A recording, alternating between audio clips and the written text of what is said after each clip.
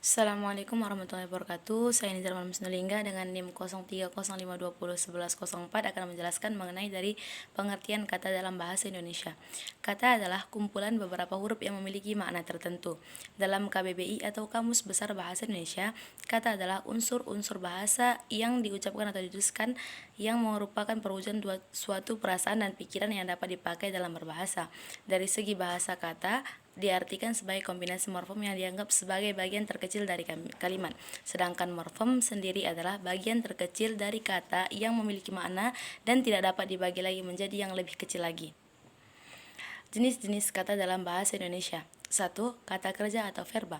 Verba atau kata kerja yaitu kata yang menggambarkan suatu tindakan, proses, dan keadaan yang merupakan bagian kata sifat. Kata kerja pada umumnya berfungsi sebagai predikat dalam kalimat.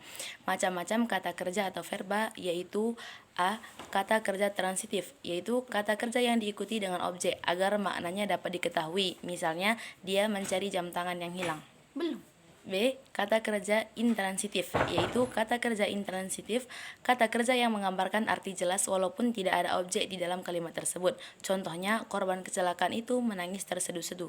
C. Kata kerja dasar. Kata kerja dasar adalah kata kerja asli yang tidak mengalami proses penyembuhan, penyerapan, atau pemajemukan. Tidak dapat diuraikan menjadi bentuk yang lebih sederhana. Contohnya, makan, minum, dan lain-lain. D. Kata kerja turunan.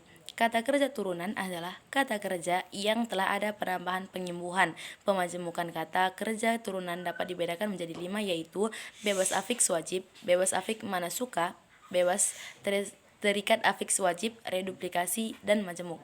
E. Kata kerja aktif. Kata kerja aktif adalah kata kerja yang subjeknya dalam posisi sebagai pelaku. Seringkali kata kerja aktif ini berimbuhan me atau ber. Contohnya itu ibu menyapu di halaman. F. Kata kerja pasif, yaitu kata kerja yang subjeknya dalam posisi sebagai korban dari kata kerja tersebut. Seringkali kata kerja pasif berimbuhan di atau ter. Contohnya itu air dimasak ibu di dapur. 2. Kata benda atau nomina adalah kelas kata yang menyatakan nama dari seseorang, tempat, atau semua benda dan segala yang dibedakan. Kata benda dapat dibagi menjadi 2 yaitu kata benda konkret untuk benda yang dapat dikenali dengan panca indera, misalnya buku, pulpen, dan lain-lain. Serta kata benda abstrak untuk benda yang menyatakan hal yang hanya dapat dikenal dengan pikiran, misalnya cinta. Ciri umum dari nomina yaitu merupakan kelas leksikal gramatikal, mempunyai ciri sebagai berikut: makna kebendaan, daya rangkai sintaksis, dan adanya sarana-sarana khusus untuk menyatakan arti ketunggalan dan arti kejamakan. Cara pembentukan kata yakni dari segi strukturnya. Nomina dapat dibedakan dari morfologi. Kata yang dibagi menjadi nomina akar sederhana, bukan turunan, nomina turunan berimbuhan, nomina turunan berulang, dan nomina majemuk dan gabungan. Nomina akar terdiri dari satu morfem akar yang bersuku satu, dua, atau banyak, sedangkan nomina turunan berimbuhan yang terdiri dari morfem dan afiks derivatif. Contohnya, nomina orang yang melakukan pekerjaan atau tindakan dan alat untuk melakukan pekerjaan. Morfem dapat dibentuk sebagai berikut: pe plus kerja sama dengan pekerja atau pekerjaan. Pem plus pukul atau pemukul melakukan pekerjaan. Nomina pada tingkat paling atas adalah nomina majemuk yang bermakna benda dan nomina bermakna benda. Sebagai contoh, ibu plus kota menjadi ibu kota, atau tukang plus jahit sebagai tukang jahit. 3. Kata ganti. Kata ganti atau pronomina adalah jenis kata yang menggantikan nomina atau perasa nomina. Contohnya adalah saya, kapan, nya, ini. Penggolongan cara pembagian kata ganti bermacam-macam, tergantung rujukan yang digunakan. Berikut adalah salah satu cara penggolongan pronomina.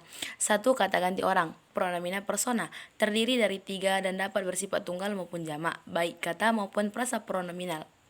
Hanya dapat digunakan untuk mengganti nomina orang, nama orang, atau lain-lain yang dipersonifikasikan. Pengecualian adalah ia, yang dalam kalangan terbatas sering digunakan untuk menggantikan nomina tak bernyawa. Pronomina perlu dibedakan dari sapaan seperti saudara, bapak, ibu, tuan, nyonya, yang mulia, dan sebagainya. Sebagian dari mereka termasuk nomina. 2. Kata ganti pemilik. Misalnya, ku, mu, nya, untuknya dapat digunakan untuk kata ganti selain nomina orang. 3. Kata ganti penanya berfungsi menanyakan benda, waktu, tempat, keadaan, atau jumlah, dan sebagainya. Misalnya, apa, kapan, mengapa, siapa, bagaimana, berapa, di mana, dan kemana. 4. Kata ganti petunjuk, misalnya ini atau itu. 5. Kata ganti penghubung, misalnya yang. 6. Kata ganti tak tentu, misalnya barang siapa. Pronomina yang menggantikan nomina yang referennya jelas disebut sebagai pronomina ta'rif, misalnya pronomina persona. Sedangkan yang tidak menunjukkan pada orang atau benda tertentu disebut sebagai pronomina tak ta'rif. Dalam ragam non standar, jumlah pronomina lebih banyak dari yang tersebut di atas, tergantung dari daerah pemakaiannya. Udah. 4. Kata sifat. Kata sifat atau adjektif adalah kelas kata yang mengubah kata benda atau kata ganti, biasanya dengan menjelaskan dan membuatnya menjadi lebih spesifik. Kata sifat dapat menerangkan kuantitas, kecukupan, urutan, kualitas, maupun penekanan suatu kata. Contoh kata sifat di antara lain adalah keras, jatuh, dan kaya. Ciri-ciri dari kata sifat memiliki beberapa ciri yang dapat mempermudah pemahaman, yaitu sebagai berikut. Dapat ditambahkan dengan kata keterangan pembanding, dapat ditambahkan dengan kata keterangan penguat, dapat diingkar dengan kata tidak atau tidak buruk, dapat diulang dengan serapi-rapinya.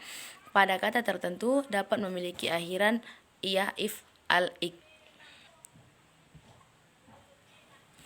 5. Kata keterangan atau adverbia. Adverbia merupakan dari bahasa Latin yaitu ad artinya untuk dan verbum artinya kata.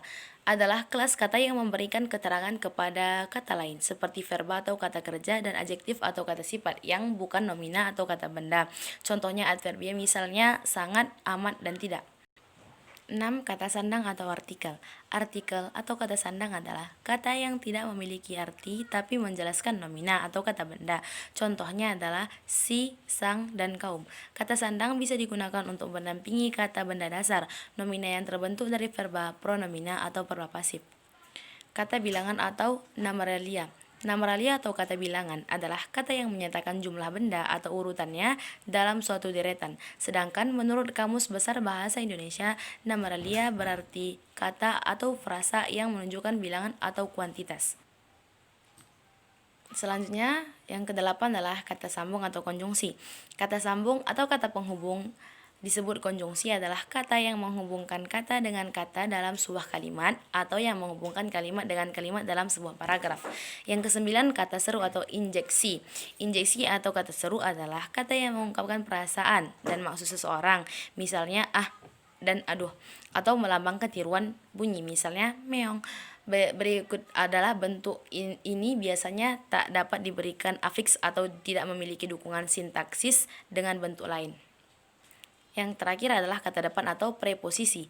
Preposisi atau kata depan adalah kata yang merangkaikan kata-kata atau bagian kalimat dan biasanya diikuti oleh nomina atau pronomina. Preposisi bisa berbentuk kata, misalnya di dan untuk, atau gabungan kata, misalnya bersama atau sampai dengan. Sekian penjelasan dari saya mengenai materi kata. Kurang dan lebih saya mohon maaf. Wassalamualaikum warahmatullahi wabarakatuh.